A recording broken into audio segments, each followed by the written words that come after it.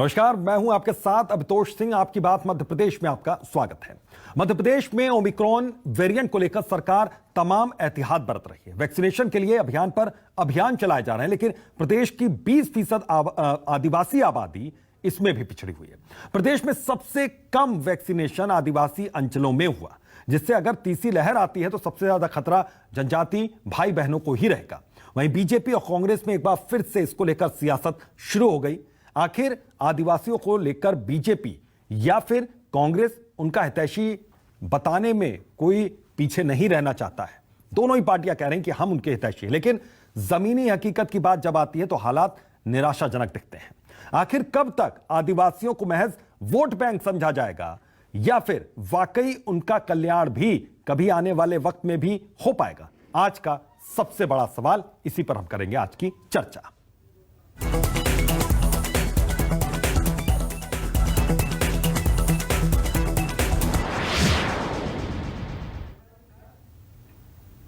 और इसी मसले पर कुणाल चौधरी क्या कह रहे हैं, लोकेंद्र पाराशर क्या कह रहे हैं, आपको पहले सुनवाते हैं। उसके बाद अहम सवाल हम पूछेंगे कि क्या होना चाहिए इस पूरे मामले में। जनता जान चुकी है, आदिवासी समझता है कि ये सिर्फ आदिवासी विरोधी सरकार है। कभी आरक्षण खत्म करने की कोशिश करते हैं, कभी रोजगार खत्म करने की कोशिश करते हैं। इनके जैसे मुंह में राम और दिल में नाथू राम रहता है, वही कहावत इस प्रदेश में आदिवासियों पे भी होती है। अगर शिवराज जी और पूरी सरकार को चिंता थी तो जब तालिबानी तरीके से आदिवासियों की हत्या करी तब क्यों नहीं गए वहां? जब उनके ऊपर अत्याचार हो रहे थे तब क्यों कोई एक बात नहीं करी? मुंह में तब तही जम जाता है, क्योंकि पूरे आदिवासियों पे अत्याचार करने वाले भारतीय जनता पार्टी के नेता होते हैं। अगर तुलनात्मक रूप से हम देखें तो जागरूकता की थोड़ी कमी रहती ही है, लेकिन सरकार का पूरा फोकस उस अंचल पर है कि वनवासियों को, आदिवासियों को भी टीका पूरी तरह 100% लगे, उनका जीवन भी सुरक्षित हो। टीका लगे, आदिवासियों का जीवन सुरक्षित हो, लेकिन हकीकत वो हम आपके सामने रख रहे हैं कि किस तरीके से अभी भी वैक्सीनेशन बहुत कम वहां पर हुए हैं। तो ओमिक्रॉन सबको डरा रहा है। हमारे आज के ज्वलंत सवाल जो हम पूछ रहे हैं, टीवी स्क्रीन पर भी वो आएंगे। न्यूज़ 24 मध्य प्रदेश छत्तीसगढ़ का यह अहम सवाल कि ओमिक्रॉन सबको डरा रहा है और आदिवासियों की जान को सबसे बड़ा इससे खतरा भी है। तो सवाल यह कि टीका पर सबसे बड़ा अभियान चलाया जा रहा है मध्य प्रदेश में, लेकिन जनजातीय क्षेत्र में क्यों हो रहा है सबसे कम वैक्सीनेशन? आदिवासियों को साधने का कंपटीशन क्या वोट के लिए है सब जतन? उनकी कोई चिंता नहीं।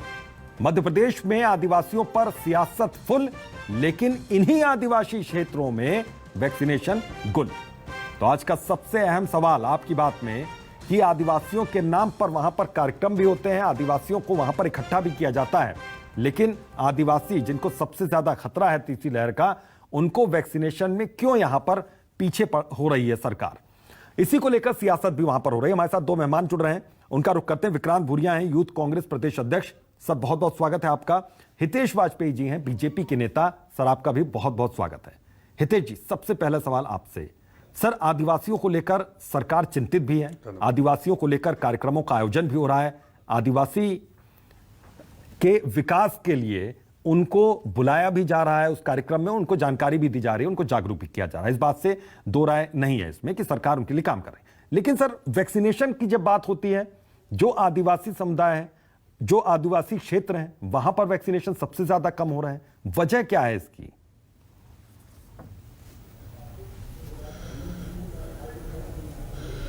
देखिए, इसको आप केवल आदिवासी ना देखें, क्योंकि मध्य प्रदेश में लगभग आप 28% हमारा वन क्षेत्र है और 32% से अधिक वनवासी पॉपुलेशन है। तो स्वाभाविक है कि हम सर्वाधिक आदिवासी पॉपुलेशन वाले स्टेट हैं और इससे नकारा नहीं जा सकता है कि ये बहुत सुदूर अंचलों में पहुंच विहीन भी बहुत सारे ऐसे क्षेत्र हैं जहां पर इनकी पॉपुलेशन बहुतायत में है और लगभग 70% पॉपुलेशन हमारी डबल वैक्सीनेशन से कंप्लीट हो चुकी है मध्य प्रदेश में।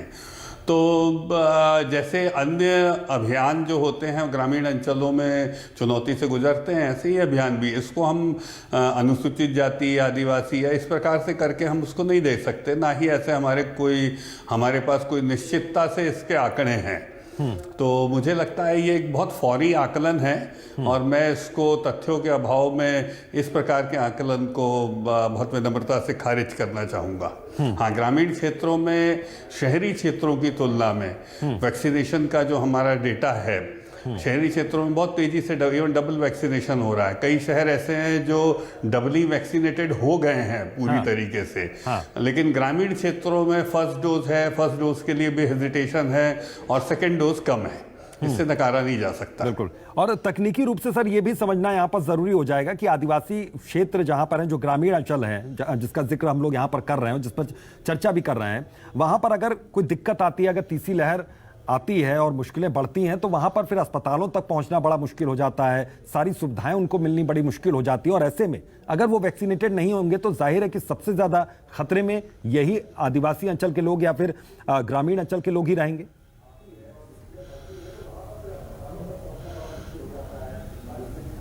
देखिए, आपका जो कंसर्न है वो ठीक है, लेकिन फॉर्चुनेटली हम इसको भाग्य का ही विषय कहेंगे कि जो all over world tribal population ली गई है, तो जब उनके सैंपल सर्वे किए गए और देखा गया तो जो रेजिलियंस है उनकी बॉडी में, जिसको आप एंटीबॉडी बोलते हैं, कॉन्सेंट्रेशन लेवल्स बोलते हैं, या हम उसको आम भाषा में प्रतिरोधक क्षमता कहें बैक्टीरियल और वायरल डिसीजेस को लेकर, तो विक्रांत जी को आपने विक्रांत जरूर कहा है, पर वो भारत के सबसे प्रेस्टिजियस इंस्टीट्यूट के pass out doctor Vikrant Bhuria हैं और वो जानते हैं इस बात को कि सबसे स्ट्रॉन्गेस्ट इम्यूनिटी यदि हमको मिलती है मानव सभ्यता में माफ कीजिएगा, तो ट्राइबल पॉपुलेशन में मिलती है बैक्टीरियल और वायरल डिसीजेस को लेकर। और शहरी जो गरीब क्षेत्र है जिसमें अनुसूचित जाति वर्ग भी बहुतायत आता है, उसमें सबसे कम मिलती है। तो ट्राइबल पॉपुलेशन के पास एक नैसर्गिक इम्यूनिटी भी बहुत अच्छी मात्रा में पाई जाती है। हालांकि इस सब के बावजूद भी ये कुदरत की देन है, मैं इसको मानता हूँ, लेकिन जो हमारा जो मैन मेड कवच है वो वैक्सीन ही है और इसीलिए हम 100% वैक्सीनेशन को ही टारगेट करके दुनिया भर में लोग आगे बढ़ रहे हैं।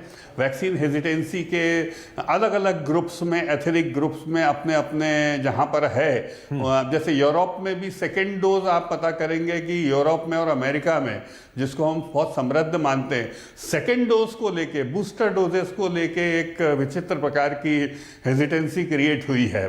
और WHO ने इस हेजिटेंसी को, जिसको वो कहा गया एकेडमिक हेजिटेंसी कहा गया है, जिसको एलीट हेजिटेंसी कहा गया है, इसकी वजह से कुछ पॉकेट्स में प्रॉब्लम रिसर्जेंसेस की भी हुई है, जो दोबारा आने की जो बात आपने कही है। बिल्कुल बिल्कुल। बाकी मैं बहुत आशावादी हूं और मैं समझता हूं हमें तैयारी पूरी करना चाहिए, वैक्सीनेशन पूरा करना चाहिए, लेकिन मैं नहीं समझता कि हम तीसरी वेव आने की संभावना के इस कालखंड को कठिनाई से पार करेंगे। हम अपनी तैयारियों को करते हुए, अलर्ट रहते हुए पार करेंगे और मुझे उम्मीद है कि हमारा इम्यूनिटी लेवल जो धीरे धीरे बढ़ रहा है, कवरेज बढ़ रहा है, इससे हम लहर को रोक पाएंगे सफलता से। ठीक है, ठीक है, मैं आता हूं, मैं डिबेट में शामिल कर लूं विक्रांत भूरिया जी को।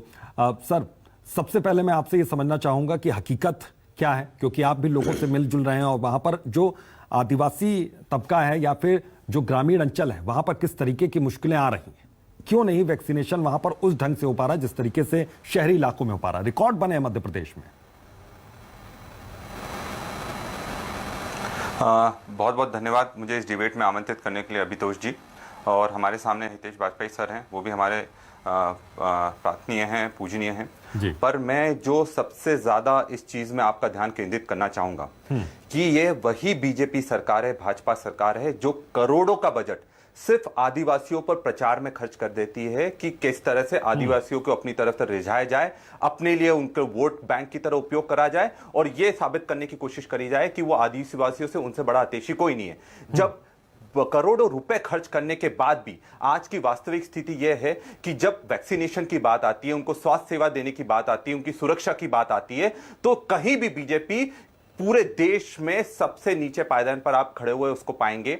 और सबसे दुख की बात यह है कि आप जब करोड़ों रुपए, जब मोदी जी यहां आते हैं, करोड़ों रुपए आप खर्च कर देते हैं आदिवासियों को लाने के लिए और 13 करोड़ रुपए, ये डॉक्यूमेंटेड है, 13 करोड़ रुपए ट्राइबल सब प्लान का जो पैसा था, जो कि आदिवासियों की और हमारी शिक्षा, स्वास्थ्य और रोजगार में उपयोग होना था, वो पूरा का पूरा पैसा उनको लाने ले जाने में उपयोग कर लिया गया, पर आदिवासियों को इससे कुछ नहीं मिला। और ये हकीकत है। मैं बताता हूं सबसे बड़ा कारण क्या है, क्यों नहीं वैक्सीनेशन हो पाया आदिवासियों का। क्योंकि बीजेपी की ये प्राथमिकता कभी रही नहीं है कि इनको वैक्सीनेशन देना है या इनको सुविधाएं देना है, इनको वोट बैंक की तरह देखा गया है। और जब आप 13 करोड़ रुपए मोदी जी की सभा में लाने के लिए आदिवासियों को उपयोग कर सकते हैं, तो जो पलायन पर लोग गए, क्योंकि एक बहुत बड़ी हकीकत बता रहा हूं, सबसे ज्यादा आदिवासी पलायन पर गया हुआ है। कुछ गुजरात चले गए, कुछ दूसरी जगह चले गए, कोई स्टेट के बाहर चले गए। और जब वो पलायन पर जाते, क्योंकि रोजगार, ये सरकार रोजगार नहीं दे पा रही है, और जब वो पलायन पर जाते हैं तो वो 13 करोड़ रुपए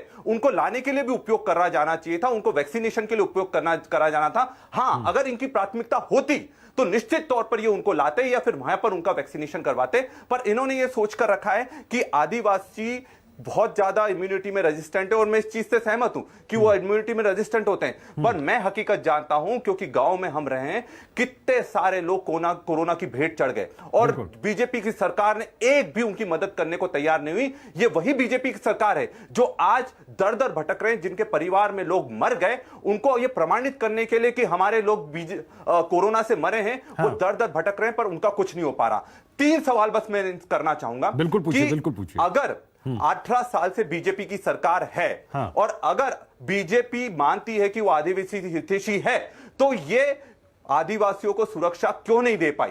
आज एनसीआरबी का डेटा है कि पूरे देश में सबसे ज्यादा अत्याचार अगर कहीं पर होते हैं तो वो मध्य प्रदेश में होते हैं। आप चाहे नेमावर कांड ले लो, नीमच कांड ले लो, बीजेपी के लोग उसमें लिख पाए गए। बुधनी में खुद मुख्यमंत्री के जैत गांव से 3 किलोमीटर दूर एक युवा को मार दिया जाता है और कुछ भी नहीं करा जाता, उसको टालने का प्रयास करता है। स्वास्थ्य की हम बात कर ले, स्वास्थ्य में पूरे देश में हम सबसे नीचे पायदान पर क्यों खड़े हुए हैं? सबसे कम स्वास्थ्य सेवाएं आदिवासियों को क्यों दे पा रहे हैं? और ये मैं नहीं बोल रहा हूं, ये दिल्ली से जो आंकड़े आए हैं, ये खुद ब खुद ये चीज बता रहे हैं कि आदिवासियों को स्वास्थ्य सेवा नहीं दी जा रही। इसका जवाब इसी दीजिए कारण सर, से इसका जवाब दीजिए। ये जो सवाल यहां पर उठे, विक्रांत भूरिया जो सवाल उठा रहे हैं, इसका जवाब दीजिए सर।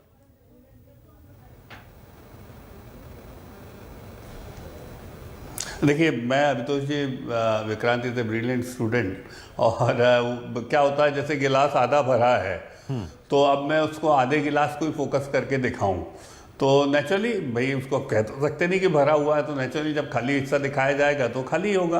क्योंकि हम सब बहुत अच्छे से जानते हैं कि जो वनवासी क्षेत्र हैं, आदिवासी क्षेत्र हैं, वो सुदूर ग्रामीण क्षेत्र हैं। तो स्वाभाविक है कि शहरी क्षेत्र में जो शिक्षा की और स्वास्थ्य की व्यवस्थाएं हैं, उसका कंपैरिजन आप ग्रामीण क्षेत्र से ही नहीं कर सकते, तो सुदूर ग्रामीण अंचल से कैसे करेंगे? तो स्वाभाविक है कि ये डेटा का इंपेरेटिव जो जाएगा वो अलग जाएगा, नंबर 1। नंबर 2, देखिए पलायन क्यों हो रहा है। इन्होंने आधी बात करी विक्रांत जी ने, इसके ऊपर एक बहुत अच्छी स्टडी हुई है कि ट्राइबल ग्रुप्स में अब पलायन इसलिए हो रहा है कि ट्राइबल्स को शिक्षा निःशुल्क है। ट्राइबल्स से कोई भी किसी भी प्रकार का शुल्क नहीं लिया जाता है, आप भी जानते हैं। इवन शहरी क्षेत्र में आकर यदि वो छात्रावास में रहता है, तो इवन निजी छात्रावास भी है, वो तो शिवराज जी ने योजना बना रखी है कि उसकी छात्रावास की जो फीस होती है सरकार देती है, तो उसको पढ़ने के पूरे अवसर दिए जाते हैं, आरक्षण है। इस वजह से क्या हो रहा है, बहुत सारे बच्चे 8वीं पास, 10वीं पास, 12वीं पास, ग्रेजुएशन और प्रोफेशनल कोर्सेज में जा रहे हैं अभितोष जी। तो हो क्या रहा है, जब ये लोग 10वीं पास कर लेते हैं, तो जिन अंचलों में ये रहते हैं, उन ग्रामीण अंचलों में, उन आदिवासी अंचलों में उनके समकक्ष रोजगार ही नहीं है। तो जब वो एजुकेटेड हो जाता है, तो ट्राइबल जो पलायन जिसकी बात कहते हैं, वो अपना क्षेत्र यदि अलीराजपुर, धार और झाबुआ का छोड़ता है, जो इंदौर की तरफ, भोपाल की तरफ या गुजरात की तरफ जाता है, तो वो एजुकेटेड होने की वजह से जाता है। ये डेटा है इसका, मतलब इसमें कोई मैं ऐसी बात नहीं कर रहा हूं, क्योंकि जब वो 10वीं पास कर लेता है तो उन अंचलों में नहीं रह सकता, उसके लायक लेकिन आपकी बात से शायद यहाँ पर उसकी इत्तेफाक रख नहीं रहे। तो जो पलायन की बात हो रही है वो इस प्रकार की, वो शायद इसका जवाब देना चाह रहे हैं इस पलायन के मसले पर। नहीं, कोई बात नहीं, नहीं ना रखे इत्तेफाक, भाई कांग्रेस के नहीं, एग्रीड, मैं अपनी बात लेकिन बस जस्ट 10 सेकंड में कंप्लीट करना चाहता हूं। मैं सहमत हूं कि वो इत्तेफाक क्यों रखेंगे। अच्छा बताइए, भाजपा और कांग्रेस कभी आपको एक होते दिखे किसी डिबेट में? कितने अच्छे दोस्त हों, यही तो खासियत है राजनीतिक दलों की भारत में। तो वो छोड़ दें, हम अपना पक्ष रख रहे हैं, आप सहमत नहीं हो तो बताइएगा। और मैं अनऑथेंटिकेटेड बात रखने का कभी भी हैबिट नहीं है मेरी, तो मैं उसको ऑथेंटिकेट कर सकता हूं जो मैं आपको कह रहा हूं। तो एजुकेटेड यूथ का पलायन because of lot of literacy is coming into tribal area, तो इस वजह से लोग अब उस ट्राइबल गांव को छोड़ देते हैं और इसीलिए कई जगह गांव के गांव खत्म हो गए। मतलब जब हम जाते हैं सर्वे करने जाते हैं, विक्रांत जी ने भी सरकारी सेवाओं को देखा, मैंने भी देखा है, तो हमको कई बार वो मजरे टोले टप्पे मिलते ही नहीं है जो ट्राइबल हुआ। लेकिन सरकार तो हुआ करते थे, सरकार तो इन क्षेत्रों को नहीं छोड़ सकती ना सर। 15 घर के क्लस्टर सरकार तो इन क्षेत्रों को नहीं छोड़ सकती। बच्चे वहां के पढ़ लिए तो वो सब। और इन दिनों तो आपने ढेर सारे कार्यक्रम किए, इन दिनों तो आपने आदिवासियों के लिए ढेर सारे कार्यक्रम किए। एग्रीड। और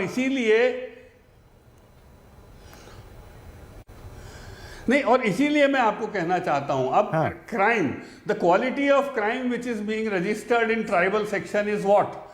जमीनों के हैं, फॉरेस्ट एक्ट के हैं। The majority of the crime is related to forest act. और इसीलिए शिवराज जी ने अभी घोषणा जो करी ना कि हम पैसा एक्ट को ये लोग लाए थे, लेकिन उसके पूरे प्रावधान 40 से अधिक जिलों में लागू किसने किया? 15 साल बाद शिवराज सिंह चौहान जी ने किया। उनके लागू होते ही क्या हो गया? जमीन का पट्टा मान लो ले लो तो वो रेवेन्यू के पट्टे के इक्विवेलेंट हो गया। तो अब उस पर केस नहीं हो सकता। नहीं तो क्या होता था, जरा सी जमीन उसने 2 पौधे नहीं लगाए कि उसके ऊपर केस होता था। तो जब आप ये जो क्राइम अगेंस्ट आदिवासी को देखेंगे, आप ट्राइबल ग्रुप देखेंगे, तो the majority of crime is against forest. मैं आता हूं, फॉरेस्ट प्रोड्यूस को लेकर विक्रांत भुरिया कुछ कहना चाह रहे हैं, इन्हीं जवाबों पर वो अपना पक्ष रखना चाह रहे हैं। महुए की शराब, और शायद इस मुद्दे पर भी बात करें कि यहाँ पर वैक्सीनेशन में जो कमी हो रही है, इसके पीछे की असल वजह क्या हो सकती है, क्योंकि सरकार की जिम्मेदारी तो पूरे राज्य की है। हाँ विक्रांत जी। मैं सीधे जो बात हितेश वाजपेयी सर ने कही है, उसी को मैं रिपीट करूंगा। हॉस्टल्स की बात करते हैं कि हमारे बच्चों के लिए बहुत अच्छे हॉस्टल, आज मेरे को बता दीजिए बीजेपी के शासनकाल में कौन सा नया हॉस्टल बनाए? हम जानते हैं कि बच्चों को हॉस्टल में रहने के लिए आंदोलन करना पड़ रहे हैं। मैं खुद उस एक आंदोलन का हिस्सा था जिसमें 10,000 बच्चों ने भोपाल में एक बहुत बड़ा घेरा बांधा था, क्योंकि सारे बच्चों को हॉस्टलों से निकाला जा रहा है। नए हॉस्टल ही कहां बने? किस हॉस्टल व्यवस्था की हम बात कर रहे हैं? हम पलायन की जो बात कर रहे हैं, ये बहुत हास्यास्पद बात है कि ये बोला जा रहा है कि उनकी स्टैंडर्ड ऑफ लिविंग बढ़ गया है तो गांव के गांव खाली हो गए। अगर गांव के गांव खाली होते तो आपको बूथ क्यों बढ़ाना पड़े? आप लोग आज जबरदस्त हकीकत है कि जबरदस्त पलायन है और लोग दाड़की करने के लिए, मजदूरी करने के लिए बाहर जाना पड़ता है। और वो खुशी से नहीं जा रहे हैं, वो मजबूरी में जा रहे हैं, क्योंकि अगर उनको अपने लोगों का पेट पालना है, अपने बच्चों का पेट पालना है, तो वो मेहनत करने के लिए अपने बच्चों को, अपने बूढ़े माँ बाप को घर पर छोड़कर, अपने पूरे मवेशियों को घर पर छोड़कर वो जाते हैं, गुजरात जाते हैं, बाकी दूसरे राज्यों में जाते हैं और वहां पर जाकर वो उनको पैसा मिलता है, तब जाकर वो वापस आते हैं। नहीं तो पलायन कभी भी बेटर कंडीशन ऑफ लाइफ, मतलब अच्छी जीवन के लिए पलायन नहीं हुआ है। पलायन एक मजबूरी है, इसको समझने की बहुत आवश्यकता है। पलायन कभी भी खुशी से नहीं करा गया है। पलायन तब होता है जब उनको जो व्यवस्था है, जो सुविधाएं हैं, वो नहीं मिल पा रही हैं और तब पलायन होता है। तो ये बिल्कुल मैं इस चीज को नकारता हूं कि पलायन इसलिए करा जा रहा है क्योंकि उनको बेटर लाइफ स्टैंडर्ड मिला है, बेटर लिविंग मिल रही है। कोई भी पंचायत खाली नहीं, पंचायत तभी खाली होगी जब वहां पर लोग नहीं रहेंगे। अभी सरपंच के चुनाव आप आ रहे हैं, अभी पंचायतों के चुनाव आ रहे हैं, आप देखिएगा कि गांव में सब लोग वापस आ जाएंगे, सब लोग वापस आएंगे क्योंकि उनको मतदान करना है। और अगर उनको लाकर अगर ये करा जाता, उनको वैक्सीनेशन करा जाता जो मुख्य मुद्दा है, तो इस तरह की सिचुएशन डेवलप नहीं होती। और रोजगार की हम बात कर रहे हैं, रोजगार कब दिया भाजपा सरकार ने? ये वही भाजपा सरकार है जिसने 18 साल से 1.5 लाख बैकलॉग के पद जो युवाओं को रोजगार मिलना था वो आज तक नहीं मिल पाया है। आज भी झुंझुना बनाया कि अब देंगे, पर युवाओं को कोई रोजगार नहीं दे पाया। और यही और नहीं, ये हकीकत है। जब तक हो नहीं जाता, जब तक लागू होना जाती, हम बिल्कुल नहीं मानेंगे उसको। दुनिया में जो चीज गलत है वो चीज बोलना पड़ेगी। और बिल्कुल गलत बात है कि इस तरह की अगर हम विक्रांत भुरिया जी, अगर मान लो वैक्सीनेशन क्यों नहीं हो पा रहा है, इस पर भी थोड़ी रोशनी डालिए, क्योंकि आज मसला यह है कि आदिवासी जो अंचल है वहां पर क्यों नहीं वैक्सीनेशन उस गति से हो रहा है जो शहरी इलाकों में हो रहा है। क्योंकि जनता मध्य प्रदेश की ही है और उनको भी पूरा हक है कि उनको भी वही स्वास्थ्य सुविधाएं मिले, उनको भी वही अटेंशन मिले जो उनको मिलना चाहिए। अब चूंकि हो सकता है कि साल 2 साल में आपके इलेक्शन नजदीक हो तो आदिवासी समुदाय को अभी से आपने टारगेट करना शुरू कर दिया और उनके लिए कार्यक्रमों का आयोजन कर दिया। सैकड़ों और हजारों की संख्या में आदिवासियों को इकट्ठा कर दिया, लेकिन उनका वैक्सीनेशन, उनका स्वास्थ्य, उनकी जिंदगी भी तो बहुत ज्यादा जरूरी है। हितेश जी, ये सर आप इस बात को समझाइए, अगर हम पलायन के भी मुद्दे पे हटते हैं, हम असल मुद्दे पे आते हैं जिस पर हम चर्चा कर रहे हैं कि वैक्सीनेशन में कमी की वजह जो है वो सिर्फ टेक्निकल कमी है यहां पर, या फिर इच्छा शक्ति? देखिए, जरूरी तो उन्हें भी है, जिंदगी उनकी भी बहुत ज्यादा, और ऐसा नहीं है कि उनका इम्यून सिस्टम स्ट्रांग है पहले से और उसकी वजह से वो कोरोना से बच जाएंगे। बहुत सी जाने गई हैं, वो भी आंकड़े सामने हैं।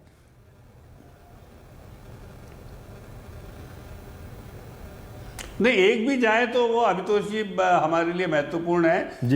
हम उसको इंटीग्रिटी से नहीं देख सकते।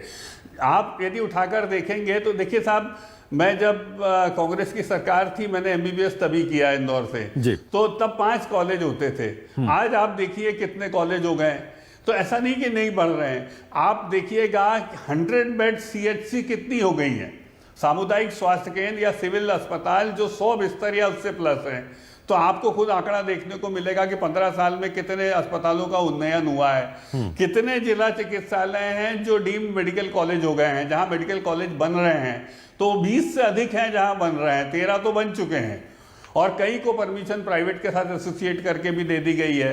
तो ऐसा नहीं, बहुत तेजी से काम हो रहा है, लेकिन हमेशा हमको ध्यान रखना चाहिए कि ग्राम स्वास्थ्य और शहरी स्वास्थ्य, इसीलिए अटल जी ने दोनों के मिशन अलग किए। कांग्रेस की सरकारें तो इसका मतलब ही नहीं समझ पाई कि गांव का और ट्राइबल एरिया का बजट अलग होना चाहिए और शहर का अलग होना चाहिए। इसीलिए ग्राम सड़क योजना अलग बनाई गई और हाईवेज अलग। उनको मालूम था ये हाईवे कभी गाँव तक नहीं पहुंचेंगे और इसीलिए आज 100% प्रधानमंत्री ग्राम सड़क योजना देश में बनी। ऐसे ही हेल्थ को लेके नेशनल रूरल हेल्थ मिशन बनाया गया, तो वो चला और उसके बाद नेशनल हेल्थ मिशन बनाया गया, उसको कन्वर्ट किया गया और आज एनएचएम के तहत अधिकाधिक बजट का उपयोग या कंजम्पशन जो किया जा रहा है वो ग्रामीण और ट्राइबल क्षेत्र में ही किया जा रहा है। और आप जाकर देखिए ट्राइबल की जो सीएचसीज है, पीएचसीज हैं या वहाँ के जो सिविल अस्पताल हैं, उनको बहुत बेहतर तरीके से इक्विप किया जा रहा है। तो इस बात एसएनसीयूज हैं, अधिकांश जिलों में एसएनसीयूज बन गए। मतलब ये स्थिति आ गई है कि हमको एसएनसीयूज के लिए 1 या 2 डॉक्टर मिल पाते हैं। इतनी बड़ी मात्रा में वेंटिलेटर्स और एसएनसीयूज बेड्स और आईसीयूज उपलब्ध हैं कि हमारे को मैन पावर, खासतौर से डॉक्टर्स को ढूंढना पड़ता है क्योंकि डॉक्टर्स की अवेलेबिलिटी उतनी है। आज भी 100 यदि डॉक्टर बनते हैं देश में आशुतोष जी, तो 55 डॉक्टर देश छोड़ देते हैं। और ये सब जवाहरलाल नेहरू जी की वजह से, मुझे कहने में कोई दिक्कत नहीं है। 400 मेडिकल कॉलेज इस परिवार के ही नाम पे हैं। उसका क्या करेंगे मुझे नहीं मालूम है, लेकिन अब धीरे-धीरे इससे बाहर निकल के आ रहे हैं। कुछ भी 200 तो पहले वाला सरकार पर बोलने से कोई फायदा नहीं सर। मौजूदा सरकार आपकी है और आदिवासी समुदाय में अगर वैक्सीनेशन नहीं हो पा रहा, उन क्षेत्रों में नहीं हो पा रहा, तो सवाल आपसे पूछा जाएगा। पिछली सरकारों की बात छोड़ दीजिए, उनकी योजनाओं की बात छोड़ दीजिए। वैक्सीनेशन का रिकॉर्ड बनाया है सर आपने। मध्य प्रदेश में वैक्सीनेशन का रिकॉर्ड बना, महाअभियान चला। इधर उधर की बात ना करें, कारवा किसने लूटा ये बताएं। जी विक्रांत दुरिया जी कुछ कह रहे थे आप। सर हमने देश में बनाया है। आप सोचिए, मैं बोल रहा हूं कि एक साल बीजेपी की एक दिक्कत है कि वो इधर उधर की बात करती है पर ये नहीं बताती कि कारवा किसने दिसंबर वो बताएंगे कि क्योंकि सबसे बड़ी बात ये जो मैं बता रहा हूं जो ये नहीं बताएंगे वो मैं आपको बताता हूं कि अगर इतनी सारी स्वास्थ्य सुविधा आ गई, इतनी सारी स्वास्थ्य सुविधा आ गई तो आदिवासियों में 13% कुपोषण क्यों बढ़ा? आदिवासियों में 13% कुपोषण क्यों बढ़ा? आदिवासियों में 25% अगर वहां पर अपराध का रेट बढ़ गया आदिवासी क्षेत्रों में, तो ये क्यों बढ़ा है? कहीं ना कहीं चोरियां, डकैती, ये जो भी हो रहा है ये मजबूरी का एक हिस्सा है। और अगर हम को छोड़कर आदिवासियों की तरफ बढ़ गए, परहेज करेंगे तो ये होगा कि आप जो व्यक्तिगत जो जमीनी हकीकत है उससे बिल्कुल आप रूबरू नहीं हो पाएंगे। और ये हमारी एक बहुत बड़ी कमी रही है, उसको अगर आज भी हम दूर नहीं करेंगे तो एक बहुत बड़ा आदिवासी तबका इस चीज का खामियाजा भरेगा जो बीजेपी सरकार ने वैक्सीनेशन को लेकर लापरवाही करी है। लापरवाही मानना चाहिए ना। अगर यहाँ पे देखिए समय की थोड़ी सी कमी है, समय की कमी है, अगर हम और इसी को मैं आखिरी कमेंट के तौर पर समझ रहा हूँ। बिल्कुल इसी को मैं आखिरी कमेंट के तौर पर समझ रहा हूं। बहुत बहुत शुक्रिया आप दोनों ही मेहमानों का इस चर्चा में शामिल होने के लिए। लेकिन असल वजह तो यही है कि आदिवासियों को लुभाने की कोशिश चाहे बीजेपी की हो चाहे कांग्रेस की हो लगातार चल रही है। लेकिन हकीकत भी यह है कि वैक्सीनेशन के मामले में आदिवासी क्षेत्र में अभी भी सरकार कहीं ना कहीं पिछड़ रही है। बहरहाल आपकी बात मध्य प्रदेश में अभी के लिए बस इतना ही। देखते रहिए न्यूज़ 24 मध्य प्रदेश छत्तीसगढ़।